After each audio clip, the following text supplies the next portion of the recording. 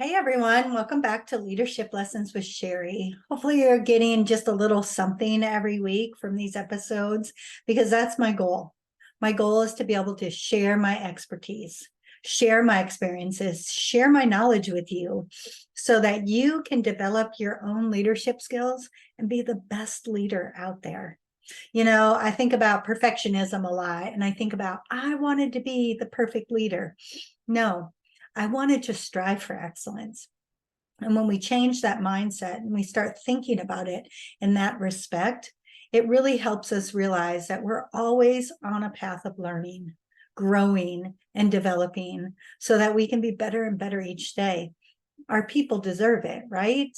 Our staff, our clients, our customers, our family, whatever kind of leadership role you're in, because it can be formal or informal, professional or personal.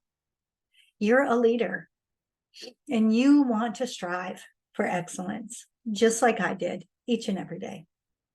All right, well, let's get started with this week's episode number 12. And I'm calling it Knowing When to Admit That You Made a Mistake. Guys, this one's a hard one. As the leader, sometimes we feel like we need to have it all together 100% of the time. We need to have all of the answers 100% of the time. That we have to be the top in whatever we're doing 100% of the time. And I opened this week's episode talking about being lifelong learners, always continuing to stay on that path of growing, because nobody should ever have the expectation that the leader knows it all. Because if we start to look at it in that respect, we start to get down on ourselves, so to speak, when we don't. And when we're in that place of being defensive or being insecure about our knowledge, our skills, and not really reaching out when we do need help, we're going to get ourselves in this vicious cycle of, how do I want to say, maybe there's always a reason. We're making an excuse for everything that happens. And it really takes away that grace that we have to give ourselves to admit when we did something wrong. So I'm going to give you an example. I was into my probably third year as a principal, and I made a mistake. I truly did. I said something to someone in a way that I knew immediately this was going to cause a problem. And it was a bad feeling, right? And I left out, I didn't say anything. I left out of the confrontation, the situation, and I just kept replaying it in my head. And I started making reasons for why I said what I said. Well, I was justified because I saw or heard this, and this. It was okay that I said it in that manner because such and such. And as I had anticipated, it caused kind of an uproar. It was a problem. Now I had to go back and fix this problem that I had created. And in the time of doing that, number one, it took time. Number two, I had to repair some relationships, and it wasn't even about the relationship that the specific incident happened with that person. It was about other relationships, because you know what people do? They talk. And when they talk, they put their own opinions into it, their own spin on it, their own feelings into it, just like I was doing when I was trying to justify my response. And what that ends up doing is making something that's could be this big and contained into something this big and totally not contained. And I know I lost a little credibility. I know that I had to work twice as hard the next year to gain a lot of that credibility back, and in the process, I lost a few staff members because of it. And that was the day that I really realized that as the leader, we really have to admit when we do something wrong. And the quicker we're able to do that, the better, because things spread like wildfires. And whether, I'm going to be honest, whether or not you feel like you were justified, if you know it's going to cause a problem, sometimes it's just as important to be able to go, look, that was not my intention. I apologize. I do feel that we have to address this. However, my intention was not to address it in the manner that you perceived it to come. That goes a long way.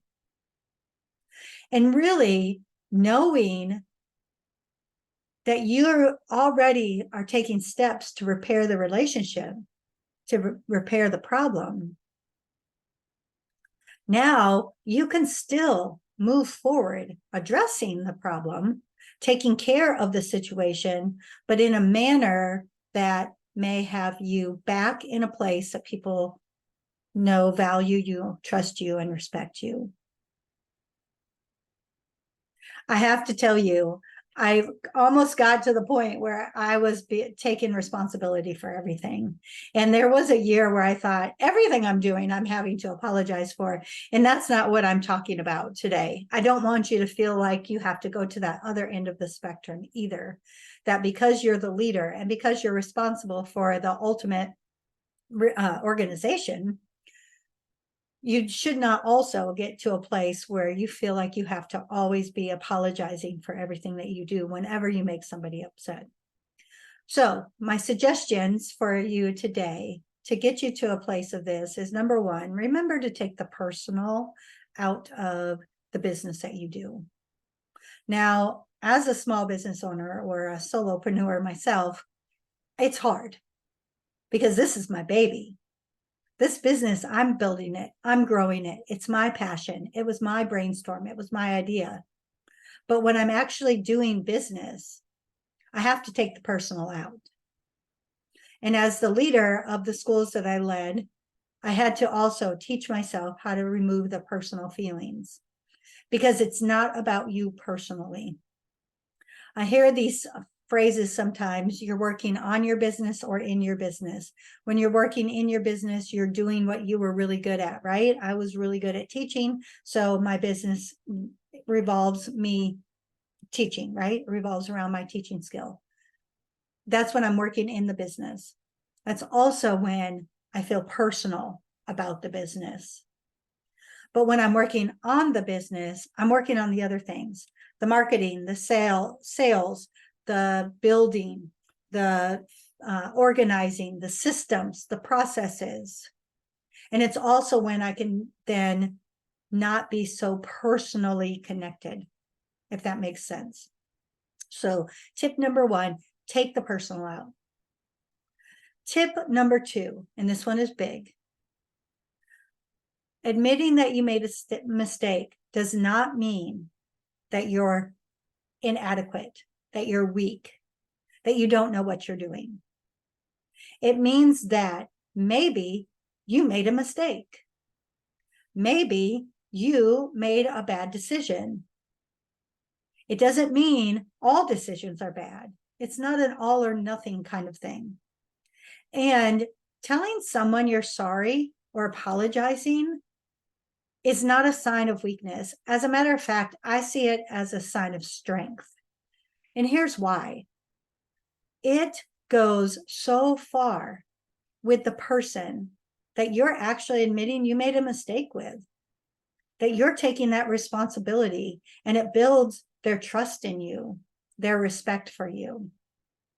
So besides taking that personal feeling out of it, understand that if you admit that you made a mistake and apologize for it or rectify it, it does not mean you're weak. It really truly means you're stronger than maybe the other person down the street running a ABC organization is, because they can't step up and say, you know what, I messed up. I was wrong. And then finally, do know this. If we weren't human, we wouldn't have feelings and emotions that get involved into the work that we do. Sometimes you might not have an intention of doing something that's going to cause a problem, that's going to cause something where you're going to have to apologize for. But because feelings and emotions do get in the way, even when you don't want them to, people's perceptions end up being their reality. You may not feel that you've done anything wrong, and that's okay. You know that. However, knowing that your job as the leader is to do what's best for the organization, to do what's best for your people, you will find that it might be best to just bite the bullet, swallow your pride, and say, you know what? I'm sorry. That's certainly not how that was intended. I did not mean to hurt your feelings, or I did not mean to do XYZ. We have to address this, but let's do this moving forward in an objective way rather than keeping our feelings and emotions into it.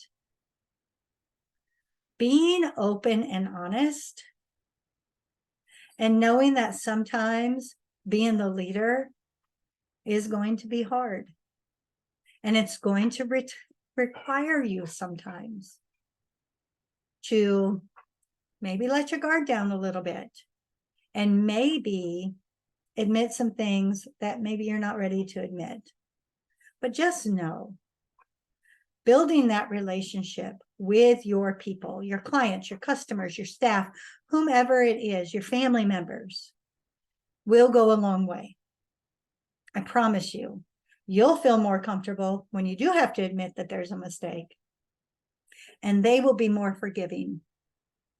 And honestly, showing that good example, building those relationships in that manner, you'll even find that your people will even start coming to you, admitting when they make mistakes without being afraid of consequences or what's going to happen next. All right. I hope you're getting some great information from these episodes right here on Leadership Lessons with Cheri. My goal is to develop as many leaders in the future as I possibly can.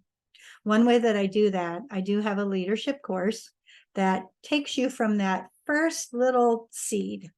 Wow, maybe I might want to move into a leadership position, all the way to working on your resume and going into those interviews to secure that first position. Ironically, it's also called Leadership Lessons with Cheri, but the program really is pretty amazing, and it is very, very doable monetarily wise. So if you'd like to get more information, I'll be sure that I leave the link in the notes here, the description for this week's episode, because we need leaders. We need leaders who are in it for the right reason.